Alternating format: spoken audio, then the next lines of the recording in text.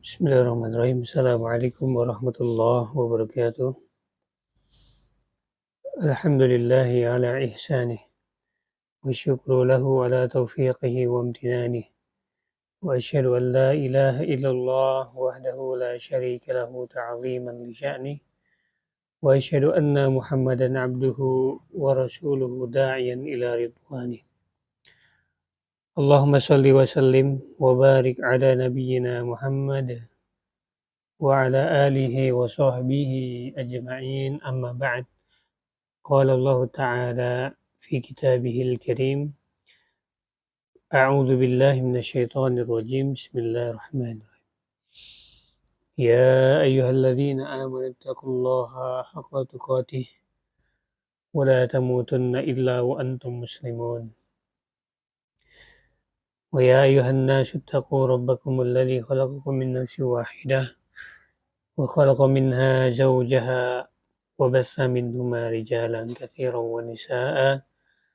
واتقوا الله الذي تساءلون به والأرحام إن الله كان عليكم رقيبا. يا أيها الذين آمنوا اتقوا الله وقولوا قولا سديدا يصلح لكم أعمالكم ويغفر لكم ذنوبكم ومن يطع الله ورسوله فقد فاز فوزا عظيما. أما بعد فإن أصدق الحديث كتاب الله وخير الهدى هدى محمد صلى الله عليه وسلم وشر الأمور محدثاتها فإن كل محدثة بدعة وكل بدعة ضلالة وكل ضلالة في النار. Amma ba'd.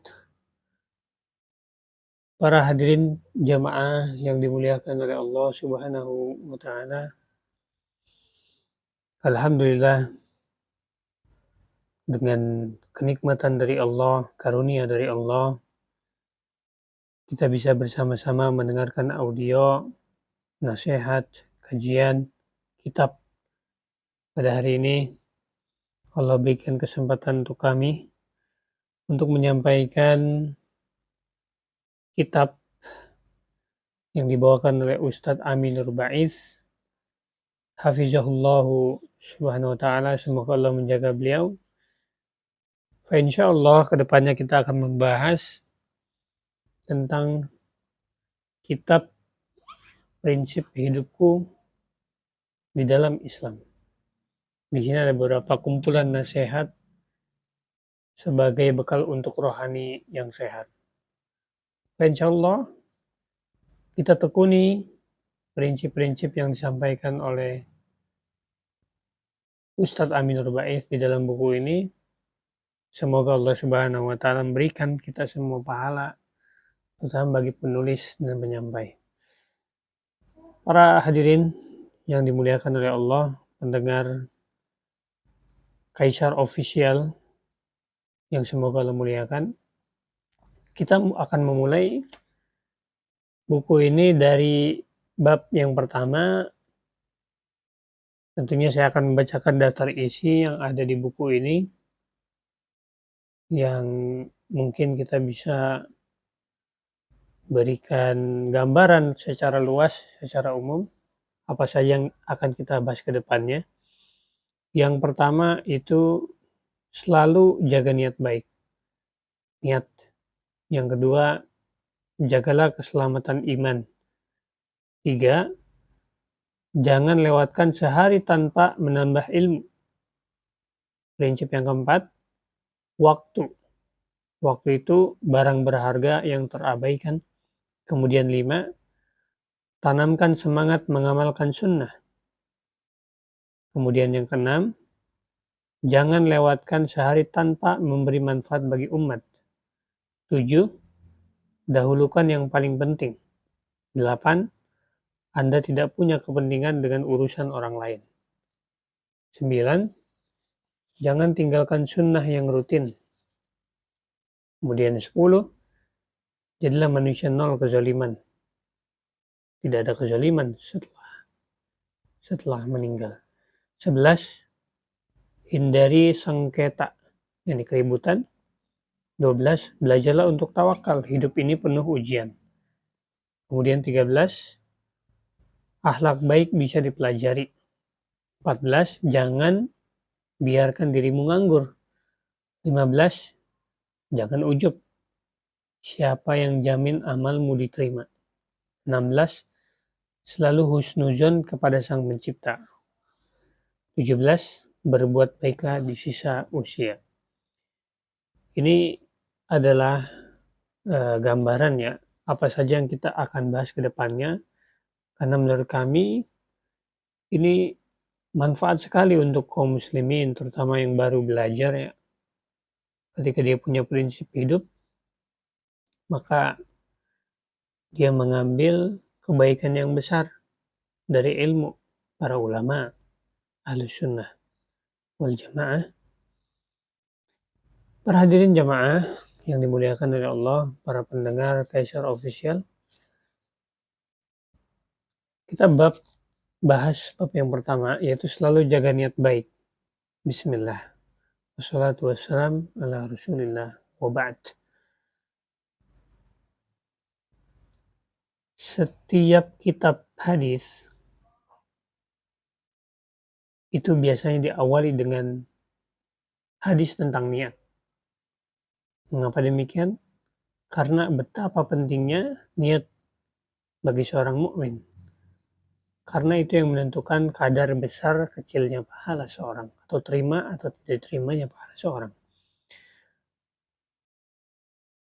Maka ketika seorang punya niat yang baik, niatnya sudah bagus, dia punya prinsip, kalau saya menjalankan sesuatu amalan, pekerjaan, saya punya niat yang kokoh, niat yang baik. Tentunya niat yang baik di sini adalah lillahi ta'ala, ikhlas, tanpa adanya riya.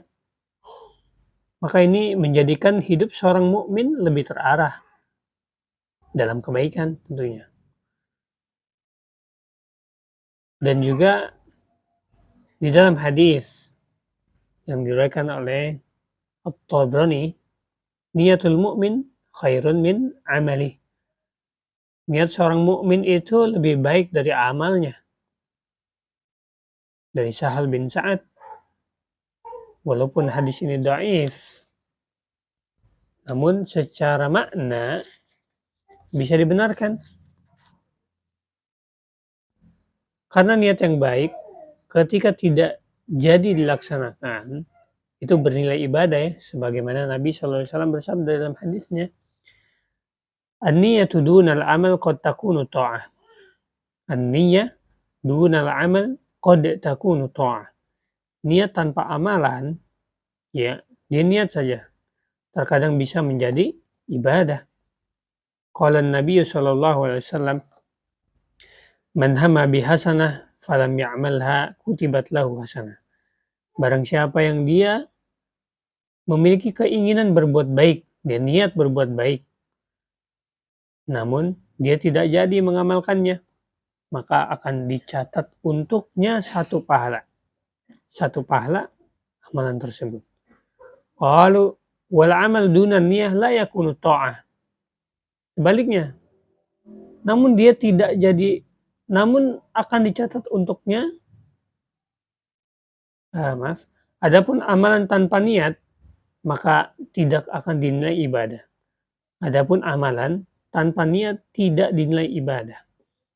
Karena kalau kita tidak meniatkan itu jadinya apa ya? Jadinya kebiasaan diri kita aja, rutinitas.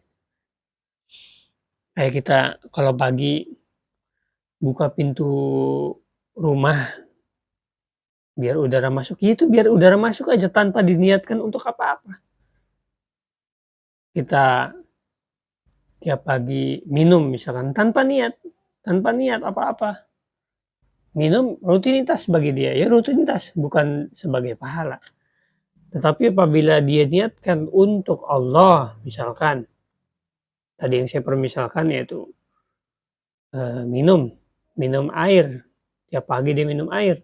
Kemudian diniatkan, saya kalau minum air ini semoga saya menjadi kuat untuk beribadah. Saya tidak haus. Saya bisa ya beribadah dengan baik. Lillahi ta'ala. Maka ini menjadi sebuah amalan ibadah, sebuah pahala. Jadi niat seorang mukmin itu yang menjadikan dirinya berpahala.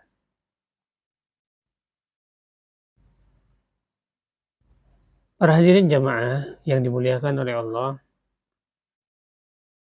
di antaranya juga hadis dari Abu Darda radhiyallahu anhu. Ini sahabat Nabi sallallahu alaihi wasallam. Man ata firasyahu wa huwa yanwi an yaquma yusalli minal lail. Siapa yang hendak tidur dan dia berniat untuk bangun melakukan sholat malam, faghalabathu ainah hatta asbah kutiba lahu ma nawa.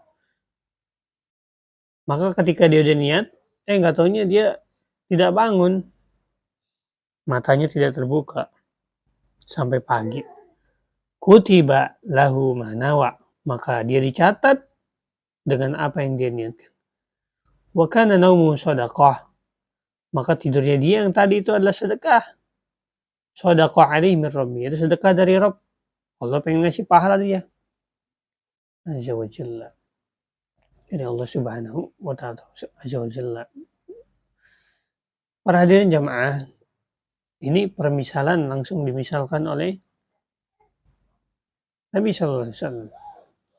Bahwa seorang mukmin yang dia berniat, maka Allah tidak akan menyia-nyiakan niat hamba.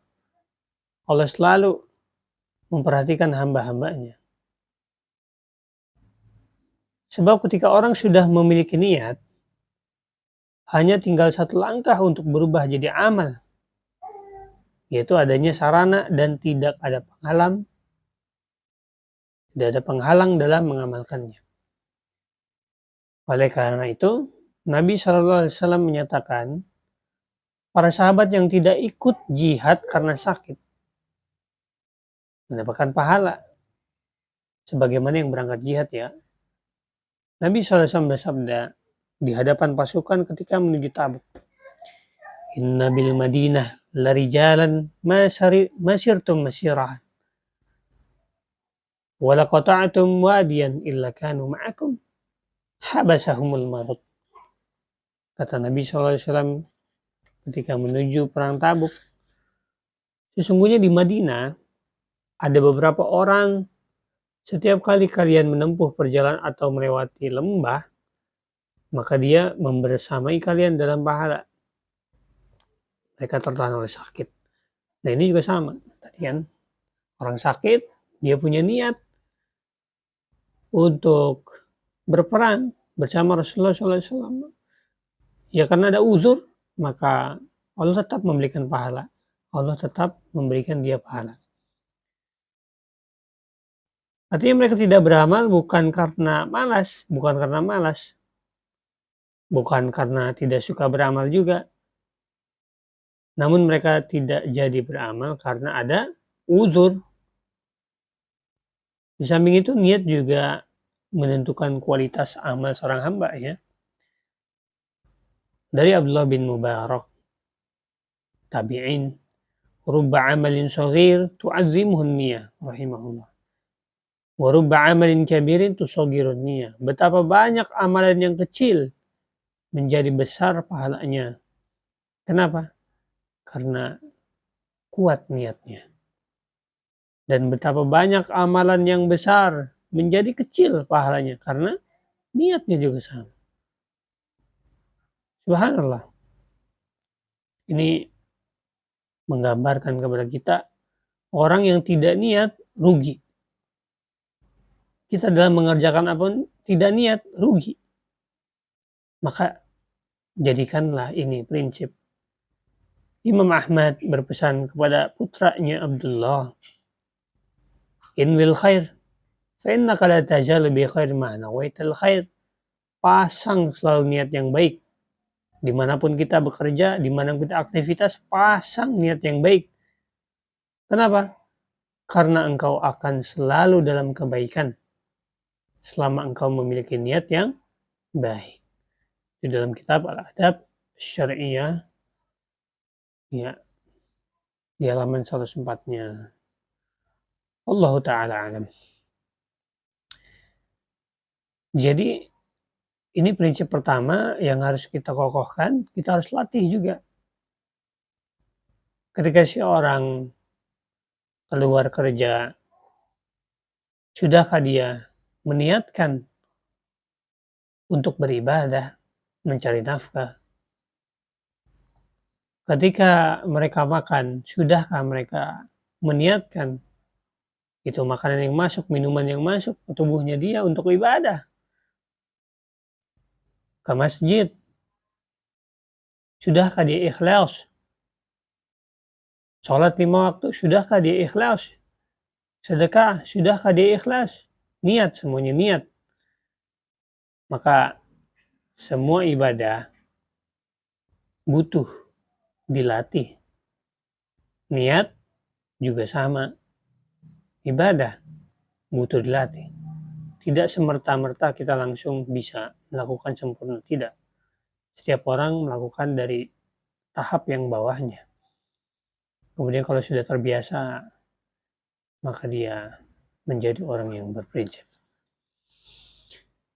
Demikian saja para hadirin, yang semoga Allah Subhanahu wa taala memberikan kita ilmu yang bermanfaat, menjadikan pribadi yang diridhoi oleh Allah, menjadi orang yang selalu memasang niatnya dalam kebaikan dan tegak di atas sunnahnya Rasulullah Shallallahu Alaihi Wasallam. Kurang lebih dari kami, mohon maaf apabila ada kesalahan, dan apabila kebaikan datang dari Allah Subhanahu wa taala. Barakallahu fikum. Aqulu qouli hadza wa astaghfirullah li wa lakum min kulli dhanbin. Subhanakallahumma wa bihamdika asyhadu an la ilaha illa anta astaghfiruka wa atubu ilaik. Barangkali ada yang ingin bertanya, boleh di kolom komentar. Barakallahu fikum. Assalamualaikum warahmatullahi wabarakatuh.